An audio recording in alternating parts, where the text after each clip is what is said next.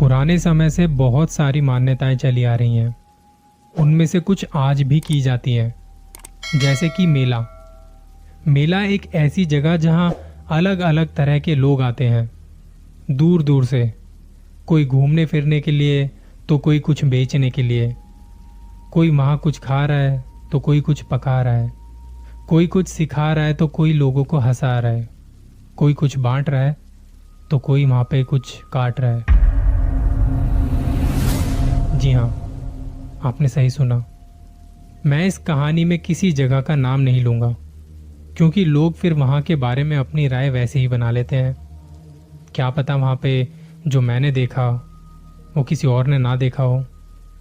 कहानी पर यकीन करना है नहीं करना है वो मैं आप पर छोड़ता हूं। दरअसल बात है 2012 की। फरवरी के लास्ट में मेरी फैमिली जाना चाहती थी उस मेले में, क्योंकि घर परिवार में कुछ दिक्कतें चल रही थी। और कहा जाता है उस मेले में जो कोई जाता है उसकी दुख तकलीफें दूर हो जाती हैं। वहाँ देश के कोने कोने से साधु महाराज आते हैं जो आपकी परेशानियों को अपनी सिद्धि से दूर कर देते हैं। हमने दिल्ली से ट्रेन की टिकट बुक करवाई और निकल पड़े वहाँ के लिए। 11-12 घंटे का सफ़र था, तो खाने पीने का सामान अपने साथ लेके गए थे। रात 10 बजे की हमारी ट्रेन थी और सुबह 10:30 बजे के आसपास हम वहाँ पहुँच भी गए थे। मेले की वजह से वहाँ पे लाखों की संख्या में लोग आए हुए थे। रेलवे स्टेशन भरे हुए थे, होटल्स भरे हुए थे, धर्मशालाएं भरी हुई थी। बड़ी मुश्किल से कोई कमरा मिला था, वो भी दुगने दामों पर। हम 6 लोग थे और हमारे हिसाब से कमरा थोड़ा छोटा था, पर कर भी क्या सकते थे।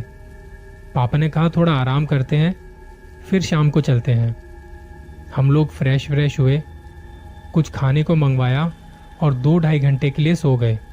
पता नहीं कब में नींद आ गई। शाम के करीब 4 बजे के आसपास हम उठे, फ्रेश हुए और निकल पड़े मेले के लिए। जहां हमारा होटल था, मेला वहां से कुछ ही दूरी पर था। एक ऑटो में फंस के बैठे हुए थे। एक सवारी के 100 रुपये मांग रहा था वो ऑटो वाला, पर करते भी क्या। 20 मिनट में थोड़ा ट्रैफिक मिलने के बाद हम मेले में पहुंचे। वहां की चकाचौंधी अलग थी। इतनी भीड़ मैंने अपनी जिंदगी में कभी नहीं देखी थी। लोग खचाखच भरे हुए थे। सिक्योरिटी के नाम पर वहां पुलिस वाले तो थे, पर चेकिंग नहीं की जा रही थी। अंदर जाके देखा तो एक से एक दुकानें सजी हुई थी, छोटे से लेकर बड़े तक, सस्ते से लेकर महंगे तक। हर तरह का सामान वहां पे था। बच्चों के लिए झूले अलग, खाने के स्टॉल अलग, मनोरंजन के लिए अलग जगह बनाई हुई थी, जहां ऐसे ऐसे खेल देखने को मिले मैंने अपनी सारी जिंदगी में वो खेल कभी नहीं देखे थे। इन सब के बीच से होते हुए हम लोग ढूंढ रहे थे वो जगह जहां हमें जाना था, जिसके लिए हम आए थे। वो क्या है ना, मेरी 17 साल की बहन पर किसी ने कुछ करवाया हुआ है और हमने उसे बहुत जगह दिखाया, पर कुछ फायदा नहीं हुआ। दादी से किसी ने कहा था इसे मेले में ले जाने के लिए, क्योंकि ऐसे जब कहीं कोई मेला लगता है तो वहाँ बहुत सारे तांत्रिक, साधु, संत या बाबा आते हैं और वो इन सब बाधाओं को गारंटी के साथ इलाज करते हैं इनका। ऐसा सुना था हमने, जिस वजह से हमें पूरे परिवार के साथ यहाँ पे आना पड़ा। हम घूम रहे थे वहाँ, ढूंढ रहे थे कि कहाँ है वो जगह जहाँ हमें ये लोग मिलेंगे। लोगों से पूछा और काफ़ी ढूंढने के बाद हमें एक ऐसी जगह मिली जहाँ पर ऐसे कई सारे तांत्रिक बैठे थे। वहाँ उन लोगों ने भी अपनी दुकानें लगाई हुई थी, अच्छे खासे स्टॉल लगे हुए थे, सजे हुए थे। और ऐसा नहीं वहाँ भीड़ कम थी, भीड़ वहाँ पर भी बहुत थी। कुछ तांत्रिक तो अपनी पूजा करने में लगे हुए थे, कुछ लोगों को ठीक करने में। हमारा पूरा परिवार वो सब देख रहा था। मेरी बहन वहाँ जाके बड़ी अजीब अजीब बातें करने लगी, फालतू में हंस रही थी। पापा को समझ नहीं आ रहा था कि किसको दिखाएं, क्योंकि वहाँ सैकड़ों की तादाद में लोग आए हुए थे, ये जो तांत्रिक वहाँ बैठे थे। शाम ढल चुकी थी। 7 बजे के आसपास हम जाके रुके वहाँ पे जहाँ सबसे ज़्यादा भीड़ थी।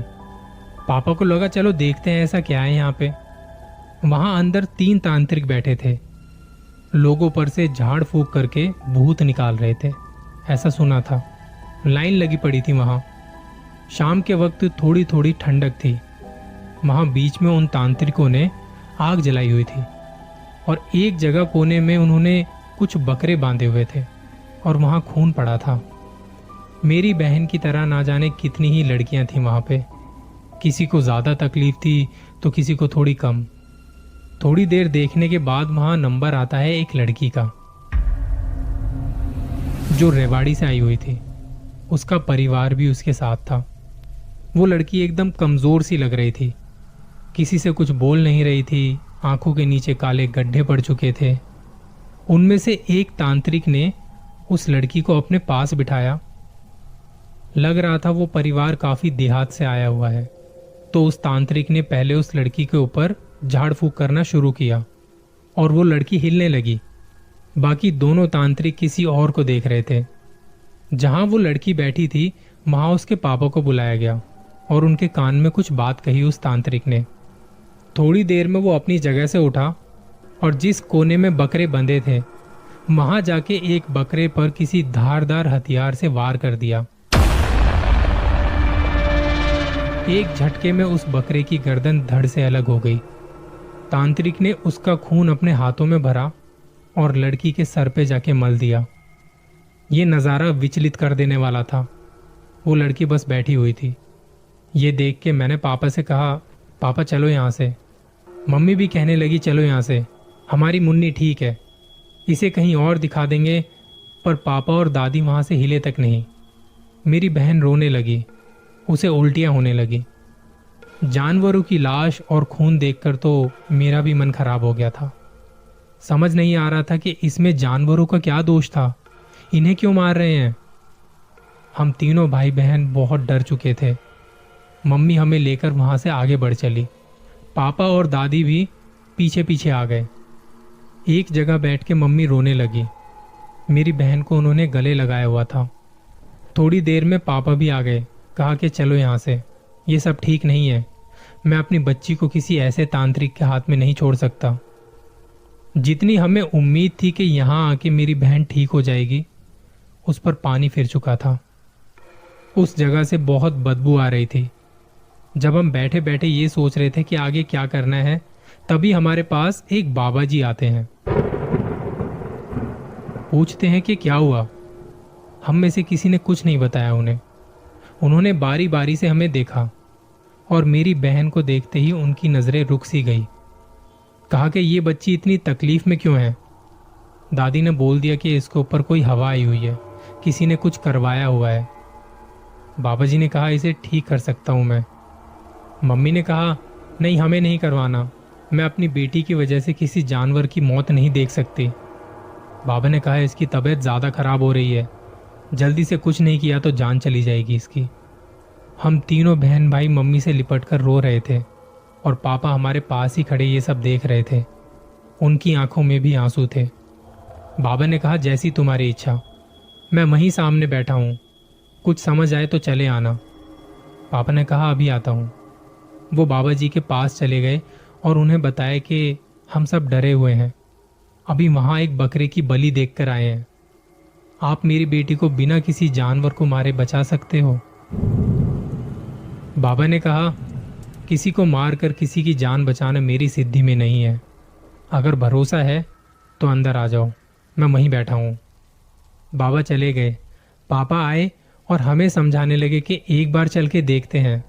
मम्मी मना कर रही थी और मेरी बहन अभी भी उल्टियाँ कर रही थी। उसकी हालत सच में ज़्यादा खराब हो चुकी थी। पापा ने मेरी बहन को उठाया और अंदर बाबा जी के पास लेके चले गए। पीछे पीछे हम भी आ गए। बहन को बाबा जी के सामने बिठाया और उन्होंने अपनी पूजा शुरू की। बता कौन है तू, इस बच्ची के पीछे क्यों पड़ा है। मेरी बहन बुरी तरह से हिल रही थी, उसकी आवाज़ बदल चुकी थी। बाबा जी ने एक हाथ में नींबू लिया और उस पर लाल टीका लगा के साइड में रख दिया। मेरी बहन उसकी तरफ देख रही थी और बाबा जी मेरी बहन की तरफ देख रहे थे। उन्होंने एक थाली में पानी भरा। उसमें साफ साफ दिखाई दे रहा था कि इसने एक बरगद के पेड़ के नीचे जाके कुछ मीठा खाया है और इसे वहां पे मीठा नहीं खाना चाहिए था। बाबा ने कहा, बता इस बच्ची को छोड़ने के बदले तुझे क्या चाहिए। पर मेरी बहन कुछ बोल नहीं रही थी, बस अजीब अजीब सी आवाजें निकाल रही थी। बाबा ने देखते देखते उस नींबू के चारों तरफ आग जला दी और मेरी बहन उस वक्त चीख रही थी, बहुत बुरी तरह से। बाबा ने उस आग के बीच में नींबू को काट दिया और तब मेरी बहन को वहीं खून की उल्टी हुई, वो बेहोश हो गई। बाबा ने उसके माथे पर हाथ लगाया और एक धागा बना के दिया। कहा, इस लड़की से सारी बुरी बलाएं टल चुकी हैं, अब तुम इसे ले जा सकते हो। मम्मी पापा ने हाथ जोड़ते हुए उनका धन्यवाद किया। बाबा ने कहा, बच्चों से जाने अनजाने में कुछ गलतियां हो जाती हैं और उसका समाधान किसी जानवर को मारकर या किसी को नुकसान पहुंचाकर नहीं ढूंढ सकते। हम वहां से बाहर निकले। पापा ने मेरी बहन को अपने हाथों में उठाया हुआ था क्योंकि वो बेहोश थी। आज इस बात को कई साल हो चुके हैं। उस दिन के बाद से मेरी बहन अब एकदम ठीक है। उसे तो कुछ याद भी नहीं और ना हम उसके आगे वो सब बातें करते हैं। उन बाबा जी ने एक बात बहुत सही कही थी, अपनी समस्याओं का समाधान किसी को नुकसान पहुंचाकर नहीं ढूंढ सकते हम। अपना ख्याल रखिए। जल्दी मिलूंगा किसी और कहानी के साथ।